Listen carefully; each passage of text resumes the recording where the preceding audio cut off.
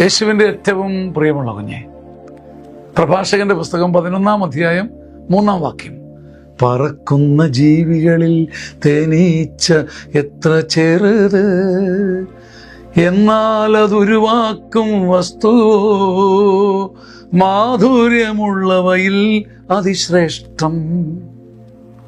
പറക്കുന്ന ജീവികളിൽ തേനീച്ച എത്രയോ ചെറുത്, എന്നാൽ അത് ഉരുവാക്കുന്ന, അത് ഉൽപ്പാദിപ്പിക്കുന്ന വസ്തു മാധുര്യമുള്ളവയിൽ അതിശ്രേഷ്ഠം. എത്ര ചെറിയവർക്കും വലുതെന്തോ ചെയ്യാനുണ്ട്, എത്ര കുറിയവർക്കും ഉന്നതമായിട്ടെന്തോ ചെയ്തു തീർക്കാനുണ്ട് ദൈവത്തിൻ്റെ ഈ പദ്ധതിയിൽ.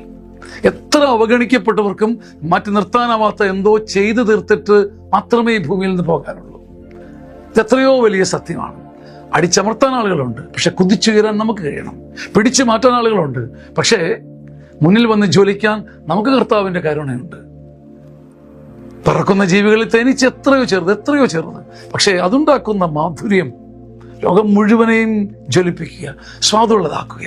പറക്കുന്ന ജീവികളിൽ തേനീച്ച എത്ര ചെറുത്, എന്നാൽ അതുരുവാക്കും വസ്തുവോ മാധുര്യമുള്ളവയിൽ അതിശ്രേഷ്ഠം.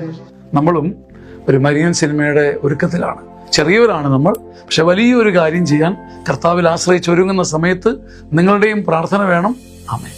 ആമേൻ. ആമേൻ.